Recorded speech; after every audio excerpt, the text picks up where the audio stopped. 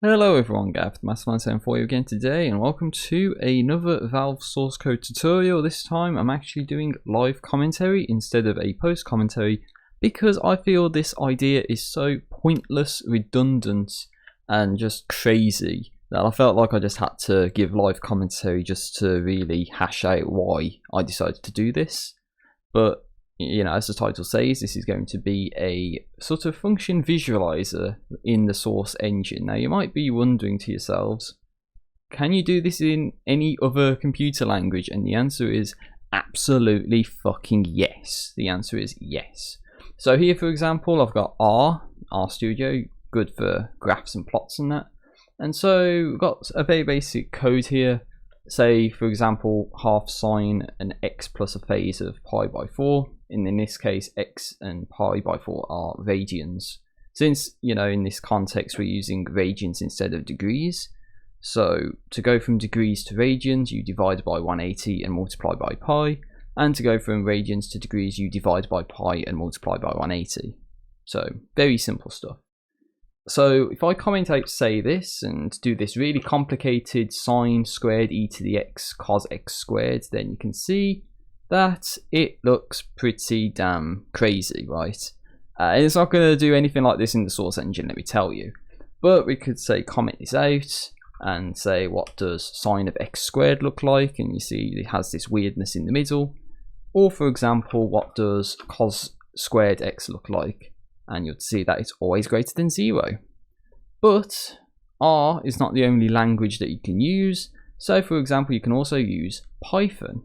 And in this case, if I run this, then you see that this is actually sort of a time-dependent version of the sine x squared that I showed you. So I could comment this out and say, what about that crazy e to the x one that I mentioned? Well, you see that will look a bit like this. Yeah, so that looks pretty damn weird, doesn't it?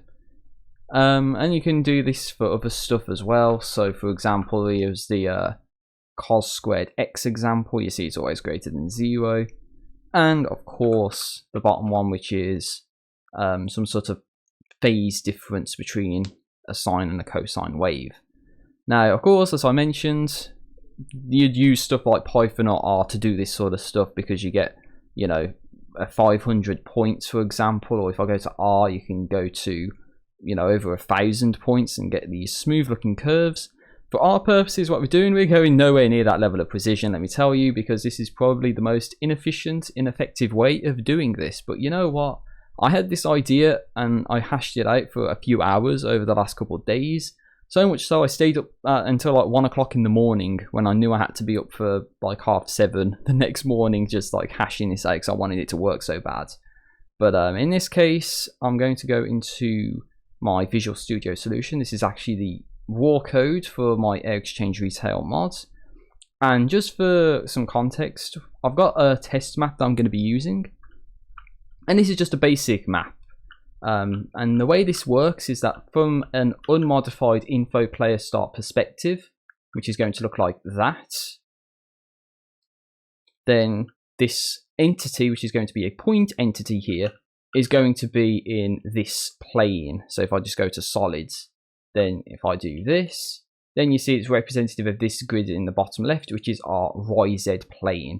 So it's going to be looking in this direction. So horizontal and vertical in this plane, just so you know for sure. And of course, I've not gone down the route of using the .fgd here, so I've just gone and created a, well, it's going to be called function, and you turn smart edit off, and then you can, you know, just change all this stuff. So target name is the name, and these are just the parameters that I decided to call it in my initial run through, but I'm not going to call it this, for example. But it just shows you how you can do this stuff, and you just go add whatever name you want, whatever value, and it adds it into this list here. But this is the test map I'm going to use, and these buttons would be to change, you know, as like an input function, but I'll probably outline how to do that. But, you know, it's just a bit complicated. Maybe not so much, but you can just take this and go crazy with it if you wanted to. But in my case, this is all on the server side, and so I use the server HL2 project almost always. and you want to create a file somewhere on this project. So in my case, I'll just go to source files hl2 unused, and you can go right click, add new item, and in our case we're going Visual C++ .cpp file, and quite simply I'm just going to call this func_function. And yes, this is a blank file for probably the first time in this tutorial series. We're actually starting from scratch with this. So because I don't have a dual monitor setup, I've actually handwritten all of the notes that I'm going to use, just so nothing gets in the way in this video. So first things first, we have to use our hashtag include to include header files that are going to be necessary for what we're going to do. And so pretty much a common one is cbase.h, because this is going to be a cbase entity we want to call upon, cbase entity stuff and all that. So that's a useful one. And also because the way I'm going to demonstrate how to visualize this is with a beam, like an env beam entity, we're actually going to also include beam_shared.h. And in pretty much every file you'll see in the code, it always pretty much tells you that the last file you need to include is tier 0/memdbgone for some reason. If anyone knows why you have to do this, then feel free to let me know in the comments, because I don't know why. But after you've done this, you can define your class, which we're going to call cfunc_function. And what do we want this to be? We want it to be a public cbase entity. So just type that in there and do that, and then now we're in our class. So I don't know if this necessarily means that this is a public cbase entity or if it derives from cbase entity. I know it might sound like the same thing, but that's just what we're doing here. And of course, if this wasn't going to be a cbase entity, then we can just get rid of that and go into this class definition here. But because we want it to be a point entity, and the point entity comes from base entity, then we just need to do that here. But we get to now define our public variables. And of course, this is going to be public functions, not necessarily variables. But the first thing we are going to have to say here is we want to declare a class, which is going to be our cfunc_function, and this is going to be a cbase entity, and you just put a semicolon at the end of that, and also to declare a data desk as well, a data description, I guess this would be. So any of the variables we put in here is actually going to show up in Visual Studio. And so some very simple functions that we're going to create are called void precache. So void precache void. We're going to have void spawn void. We are going to have void function void. And I'll put a question mark next to that. Not literally, but if we'll get onto input parameters later, then you might not necessarily say that the input here is going to be a void input. But for now, let's just say it is. And we're also going to have void think as well. And that's going to be a void as well, input parameter. And then you can go private or protected, I guess here. So I'll go for protected. It's just going to be parameters that are only accessible in this file. And so we're going to have a float, which I'm going to call signCoF, short for sign coefficient. Then we're going to have another float called signTimeCoF, so a time coefficient. Another float which you're going to call length, if I can spell. Another float called phase, and a vector which we're going to call our 0 points. So sign coefficient is what we multiply sine by to give the amplitude of the wave in this case, because I'm going to do like a simple sine wave here. Then time coefficient is how much you want the time to be effective of this function, so how fast you want it to scroll. Length is how long do we want this to go on for. Phase is a phase shift which affects the time, and 0 point is our effective origin of where this entity is. So with that being said and done, we can say link entity to class, and then we're going to call this func_function, and this is a cfunc function, like so. And as I turn the page here, we can now begin our data desk by doing this. And in this case, it's going to be for cfunc function. And so we can also do like end data desk as well at this point, just to like end it and then just go like this, and then everything in here is going to be in our data desk. So we're going to have a define field, which is going to be our sign coefficient. See, it doesn't auto pop, come up with the name because we actually have to define it in here. But it's going to be a field float, and because I'm going to be a bit lazy, I can copy and paste this, and instead of sign coef, we're going to have sign time coefficient there. Then instead of sign coef, we're going to have our length. Then after length, it's going to be our phase, as so. And then the last one I can do new, it's define field, and this time it's our 0 point. But this time, this is going to be a field position vector. So it could just be a field vector, but I would like it to be a position vector because, as it says here, it's a world coordinate, and these are fixed up across level transitions auto-magically. And also, let me just zoom in on this a bit as well, just so it's a bit, well, that's a bit too big, but 150% should be okay. So that's everything I've done so far. That way it just looks a little better in the video, I guess. I should have realised. Oh well. So now we get to actually get into the actual functions here, or methods, but I call them functions. But cfunc function, precache is the first one we're going to actually define. And so in this case, we're just going to do base class and precache, which basically means we're going to call upon the C-base entity precache to begin with. And then when we're done with this, we're going to precache a material or a model, whatever you want to use, but I'm going to use PrecacheMaterial here. And this is going to be the texture that the beams in question are going to draw with. So in my case, I'm using Sprites/laserbeam.vmt.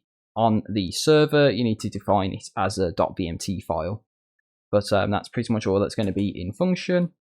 And in cfunc function spawn, so when this entity spawns, what's going to happen? And so we're going to do, again, base class spawn, and I guess this is why we're also tying this entity to a C-base entity, so you actually can use base class to, precache and spawn and all that stuff. But what we're going to do is say that our 0 point vector is the absolute origin of where this entity actually is going to be in the map. Then we're going to call upon function immediately. And then one of the things that I actually haven't done up here, which we do need to do, is define a thinkfunc. And this is just going to be think. So we define a think function, and then we actually say here that we want to set a think function, and this is going to be and cfunc function : think, and then of course set next think, and that's going to be gp globals arrow current time. So it calls upon the think function immediately, which may mean you don't even need to do function here. But essentially what we're saying here is call upon the function, which is going to create the, the visualizer, if you will, and plot out the points. But then we want to set a think function, and then the think function is basically going to do a loop, and then we want to actually initiate that immediately. And then in the think function, we're going to say, okay, well, we're just going to add a little bit onto our current time to then create a loop which constantly does function, which is then going to map out the points. And then because if you want time dependency, then it's going to allow you to have phase and all that. And then you see how the function changes with time. So kind of cool when you see that in action. So now we can actually go into the actual function. So cfunc function : function is what we're going to do next. For now, we're going to pass a void, but I might cover input parameters later. But, let's just stick with easy stuff for now. So what we're going to start off with is to define a constant integer which we're going to call subdivisions. And I'm going to set this to something like 35. So this is basically how many points we're going to have. And yeah, bearing in mind I just showed you R and Python where we've gone to like 1,000 different points. And in this case it's 500 points. Yeah, we're only going to 35 here. And there's a reason for that. But you'll need to create this as a constant integer value because the next line is that we're actually going to create a vector called positions, but this is going to actually be an array of number subdivisions plus 1. And the reason for this is, say subdivisions was 4 and we're going from 0 to 360, and say the world units are in degrees and we want to go to radians. Well, 0 to 360, if we have 4 subdivisions, it's 360 divided by 4, or 0 plus 360 divided by 4, which is 90. So then position 0, because arrays start from element 0, 0 is going to be at 0, 1 is going to be at 90, 2 is going to be at 180, 3 is going to be at 270, but we're already at 4 points for vectors in this case. So if we want to actually get to 360, the endpoints, then we need to add 1 on, so we can actually go to index 35 in this case, or index 4 in the case that I just said. But that's why we add it here, otherwise we have to do subdivisions -1 later on, and then you don't actually get to the endpoint. But in this case, we want to get to the endpoint, so we add 1 to the number of subdivisions at this stage. And so we can also create a constant float, and we're going to say this is spacing between points, and we're going to say this is our length divided by our subdivisions. Now, of course, you can't actually say up here that length is a constant value. So we say that it's just a float up here, but really what you want the length to remain constant and unchanging. So we'll put that there. And so at this point, we're going to create a for loop. So in this case, we say for int I equals 0. And then what's the actual end condition going to be? Well, this is going to be if I is less than or equal to subdivisions, and we're going to go up by 1. And so we start off at index 0, and we go up until we reach the number of subdivisions, which is 35, and go up by 1. And so this code is going to go all the way through for I equals 0, then I equals 1, then I equals 2, and so on and so forth. So what do we want to say here? Well, for the orientation that I mentioned in the hammer editor here to make it render in the, the YZ plane, which is going to be in that wall, so essentially, not on the wall, but in that direction of the wall, I guess you could say. So it looks like that rectangle that you see on the screen there. Then we want to say that our positions and the ith element of that positions vector, but the y coordinate is actually going to be our 0 points dot y coordinate, but we're going to add on to that our I element multiplied by our spacing float. So for 0, the first element is going to be our 0 point, and then I times spacing, well, I is 0, so it's just going to be the 0 point y value. Then if it's 1, it's 1 times the spacing. Then if at 2, it's 2 times the spacing, 3 times the spacing, and so on. So we space out equidistant points in the y-axis here, and because we don't want any x depth, so we want it to be in one plane, then we can say that all of the x values are our 0 points dot x. So then all of the points are going to be in the same plane. So really you're only going to get motion in the vertical direction, and I guess the horizontal direction as well. So it's one plane, as I said, and not points going into 3-dimensional space. This is sort of a easy version of doing this, hardwiring the coordinates in. And so we can say, for example, we've got float angle to use in this case is actually going to be I asterisk our spacing. Now I just realized something. We've actually said I times spacing up here. So what we could do is actually put this up here, and then actually say, instead of I asterisk spacing here, we just say angle to use, like so. I just realized that. See, doing it on the fly, I was actually doing a slightly ineffective version of this. But once we define that, we can actually say we got our sign bit, if we will, which is going to be our sign coefficient, whatever that's going to be, and we're going to multiply that by sign of deg to rad of, and then in this case it's going to be our angle to use multiplied by our, and then in more brackets, sine time coefficient multiplied by our phase multiplied by GP globals arrow. Let's say cur time. You could use real time as well if you want to, but I'll say cur time for this example here. And then end with a semicolon, obviously.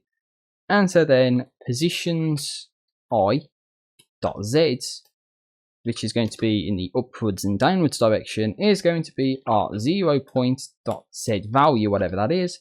But we're going to add on to that our sign bits for now, anyway. And then we want to exit the for loop and then create another for loop. Lovely. So for, in this case, int I equals 0.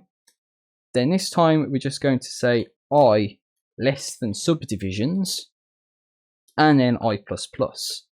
So this is actually going to be the beam drawing section, but you have to realize that we're only going to be drawing, in this case, 34 beams. And again, if I say the example of if it was 4 subdivisions, then you draw a beam from array element 0 to 1, then 1 to 2, then 2 to 3, then 3 to 4, but then realize that 0 to 1, 1 to 2, 2 to 3, yeah, sorry, so there's 4 subdivisions, but there's only 3 beams. So we don't want it to say, you know, less than or equal to, we just want it to be less than. So in this case it's 35, but it's only going to go to index 34 because that's the maximum allowed index of the array here. So it's not going to go to number 35, it's going to go to number 34 because it starts at 0. That's what you kind of got to remember here. It's a bit awkward like that, but it is what it is. And so in this case we're going to say cbeam and then call it something like asterisk pbeam, and this is going to be cbeam colon colon beam create, and then it's asking for a, you know, sprites to use. So in this case we'll say sprites laser beam dot bmt, and then what width do we want, and in this case I'll just say something like 1. You don't want it to go too high, otherwise you won't see what's going on, and you could probably go with smaller beams, maybe half, something like that. And so after that we are going to say that we want to in the for loop, let's go pbeam arrow, and then thankfully we can use point init to actually go from positions I to positions I plus 1. So I didn't know that existed, but it does. So we create a laser beam between 2 vector positions, and it's going to be from, in this case, 0 to 1, and then 1 to 2, and then 2 to 3. And so that's why we say it's less than subdivisions, because then it's going to go to 34 to 35, and then we have array element 35 as the endpoint. Okay, so I know what I'm saying here, but it's going to go from the start point to the end point, and then the reason why I said earlier that we have subdivisions plus 1 here is so we can actually go to the end point. So 0 to 360, we can actually get to 360. And so once we created that, we can also do relink beam, because it says over this that if you change the start and end positions, then call this, and that's what we're going to be doing frequently in this code. So then once we've relinked the beam, we can set the brightness, and the brightness is going to be 255, just so it's maximum brightness. Then we can set the color as well, and so the color can be whatever you want, but I'm just going to be boring and go plain white. That's 255, 255, 255. And then the most critical point here is that we actually want this to live for time, and in my case I'm going to say it's about 0.1 seconds. So this beam is only going to exist for 1/10 of a second, but the idea is we call upon our think function 10 times per second. So then you see a nice smooth, well hopefully a smooth-ish looking function mapping out over time. And so let's actually go into our function, our think function now. So in this case, void c func function, and this is going to be our think function, which is going to have no input parameters. And so simply what we're going to do here is call upon function, and then set next think to be gp globals current time, and then we're going to add on our 0.1 here. So it's going to say call upon function and then set our next think time to be 0.1 seconds after the current time. So then this is going to call 10 times a second because we've set our think function up here and in here to basically allow this to be something that repeats over and over and over and over and over again.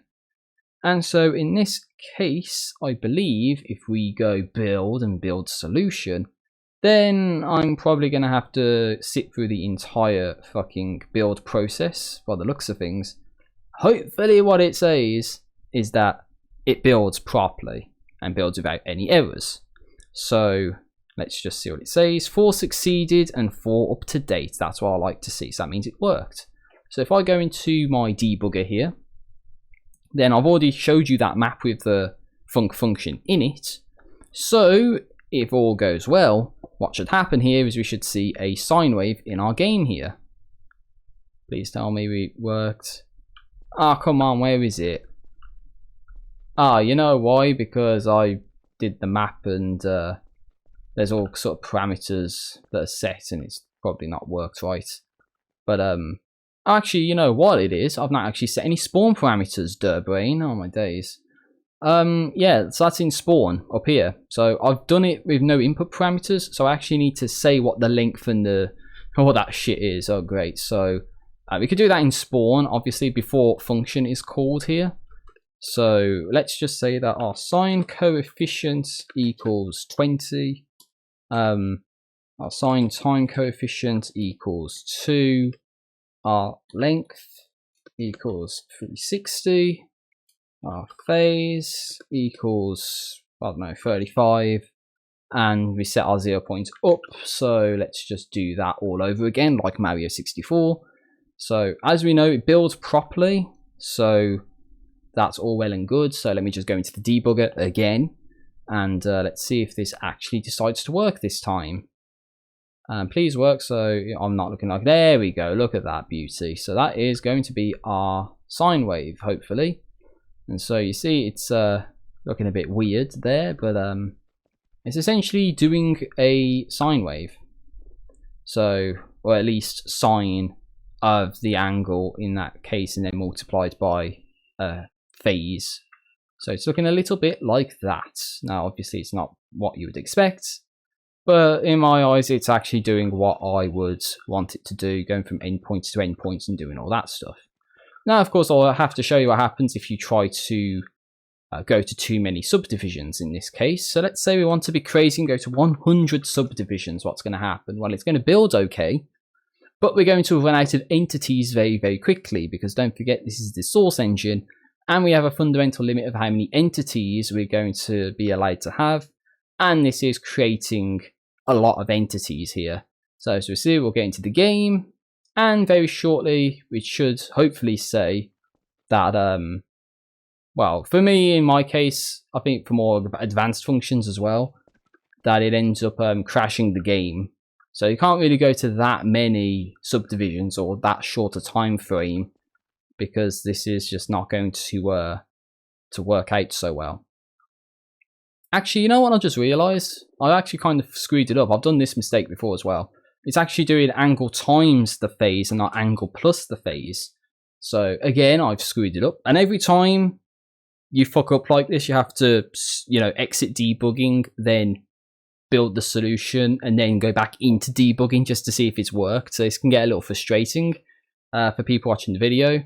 But basically, first of all, there we go. That looks like a nice sine wave, doesn't it? Nice and elongated. But that's what it was supposed to do. That's what I wanted it to do all along.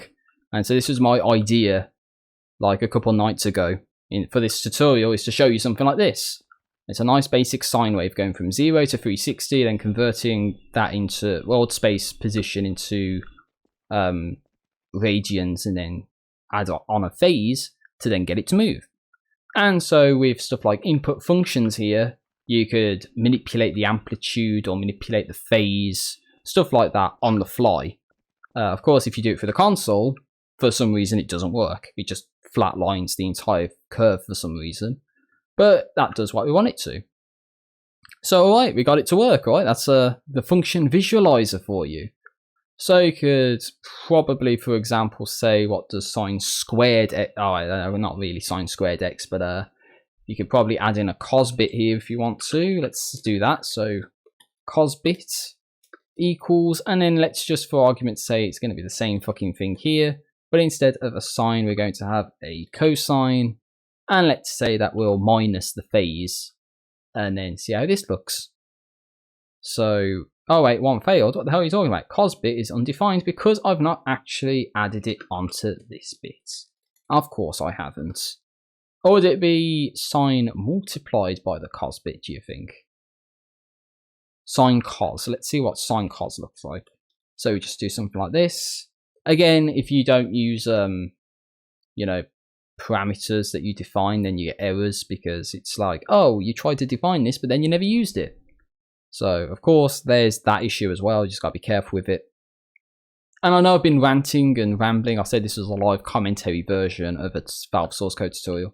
This is why I don't really do that, but as you can see, sine cos kind of does that. So it just looks like a sine wave, but it's just actually moving up and down. Pretty funky, huh? So obviously you might not expect it to do that, but apparently that's exactly what it does. With a plus phase and a minus phase as well, just to mix things up a little bit.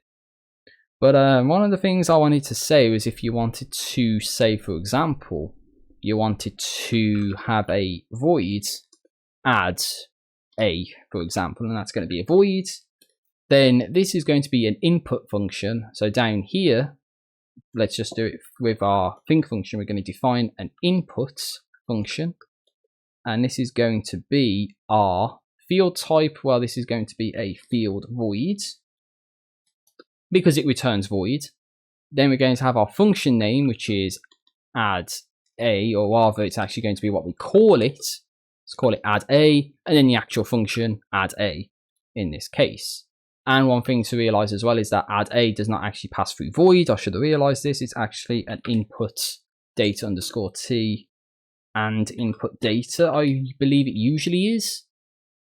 So that should be a-okay.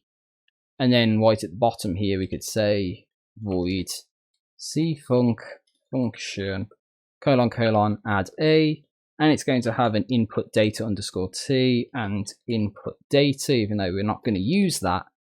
And then we could say, for example, sine coefficient plus plus. And so if add a is called as an input, then we're going to add one to our sine coefficient to make the amplitude bigger, for example. And that's just one example of many input functions you can do, and that's the way that you'd have to define it. Another thing you could do is if you wanted to make these key fields to edit them in the Hammer editor like I did here. So for example, if I select our function, then cos multiply magnitude here is actually what I called it in Visual Studio. But for example, what we'd say is sine coefficient here would be define a key field. But then for define a key field, we need a name, a field type, and a map name. So at the end here, we're going to have to call it something like sine coefficient to then define it as a key field that you can use in Hammer. And in Hammer, you'd call it sine coefficient within, say, a .fgd file, or through this. So instead of sine multiply magnitude, it'll be sine coefficient, and then you specify a value. For example's sake, that's how you change it to a key field. And if you want to go even further and say, let's create a sprite at the endpoints, you could do that also by doing hashtag include, if I can spell, sprite.h up top. Then we're going to have to add in a new function up around here. Say it's void draw sprites, and that's going to pass through a void parameter. Then in our protected, section here, we're going to create a C sprite, and let's create asterisk P start sprite and a C sprite asterisk p end sprite. So that's going to define a start and end sprite here. And then we're going to, in spawn, we're going to say draw sprites, I guess. So we'd actually call it here. And then let's do void c function draw sprites. There we go, it fixed it for me, pass through a void. And then for example, what we'll say is p start sprite equals, c sprite colon sprite create, and then it's going to ask you for stuff that you want. So in this case, let's say it's sprites / blue flare 1.vmt. Then where do we want this to start at? We want it to start it at our 0 point, and we'll change the position later. And do we want it to animate? No, we don't. And then we can say p start sprite set scale, and we could say 1 for example. There you can put whatever you want here. And also p start sprite set transparency. And in this case, we're going to say, for instance, where is it? K render glow, I believe it is.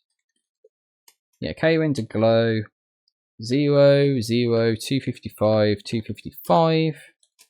And then K render no dissipation. Where, oh, is it K render? No. K render effects no dissipation, excuse me. There it is. Something like that, for example. So that way it shows up as an additive or glow texture, and it's going to be blue. And then obviously what we can do is just copy and paste this block of code, but instead of p start sprite, we're actually going to call it p end sprite. Yeah, so we define the start and end sprites to exist in the same location, but within our function we can actually set the position of the start and the end sprite because we're going to know where it is at the end of the function here. So you can say that our p start sprite set local origin. I guess you could do absolute origin, but in my case, let's just say it's a local origin.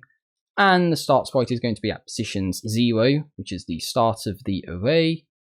And our p end sprite, we're going to set this local origin at positions subdivisions, which is the endpoint of the array. So it's going to be from essentially the 0 point, except that that's going to be moving up and down potentially. And then the endpoint, which is at the maximum index of the array, which we've set to 100 now. And so let's just not go to that section, whatever I just did. Build the solution. Let's see if this actually worked. Or if the game's going to crash and do exactly as I said happens when you try to create too many subdivisions. It would be nice to see the game crash. But yeah, there we go. We've got sprites at the endpoints. And so, yeah, it looks a little disconnected because don't forget the beam here is getting called once every 10 seconds. But the sprites are being updated every frame, essentially. So that's why it's looking a little disjointed. But there you go. You got a sprite at the end and the start point. Just if you wanted to add a bit more variety to it, I guess you would say. And I believe that is going to be nearly everything. I say nearly everything because I can now demonstrate, say, input parameters. So say, for example, we don't want to pass through sine coefficients as sine coefficient, but we can actually say, for example, we know it's a float, so we can pass through float A, for example. And then it's defined up here, but then everywhere else it's going to throw you an error because it says, oh, we actually need to pass through a float A here, and you've just not defined a float A. So in this case, we could say sine coefficient in there. And also one thing to note is that if we actually have an input function called add A and say sine coefficient plus plus, then that's actually going to change the amplitude in the think function here. So that's kind of why you would want to do this. So it adds a sine coefficient into the function in spawn as well. And then in this void, it's no longer going to be a void, but it's actually going to be a float A. And you could possibly even pass through the const int subdivisions in this section, const int length as well in the parameters, b coefficient, c sine time coefficient, D, cos time coefficient, phase P, stuff like that. You can add all that into here if you wanted to as an input parameter. And then basically everywhere where we've said sine coefficient, you just replace that with A. So sine coefficient disappears, we replace it with A. Simple as. The phase, if you wanted to pass the phase through, well, let's go back up to the top. We say it's a float A. We know that phase is a float, so we can, you know, say float P.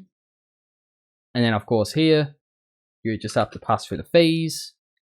And then here, we'd also have to pass through a float P. And then down here, we'd have to put in a phase as well, like phase clan. And then everywhere where you see phase, you just replace that with P. And do stuff like that. And that's all there is to it, really, when you think about it. And then, of course, you see this is sine section. You could mess around with that, make it sine squared if you wanted to, or add cos of x squared. So just do angle to use times angle to use and stuff like that.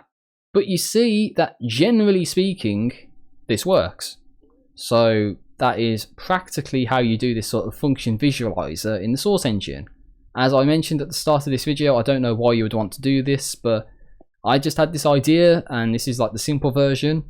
And so I've really got to say at this point, thank you for watching and enduring this rant. My throat's killing me, and I do want to go crazy with some of these sine and cos functions, but you know what? I've already done it up here. Let's see if this wants to work, and I can show you the bloody e to the x thing one again. Just because that just shows you how crazy this can get. It looks like that from 0 to 2 pi, and it's just like, yeah, you see the cycle, and then it just like gets really close together towards the end, and it's like, yeah, the source engine's not going to handle that, let alone to 1,000 different points. But you know, it's one of those things, probably because I've backed out of it and it's going to say there's an error. Oh, right, there we go, you kind of see it there.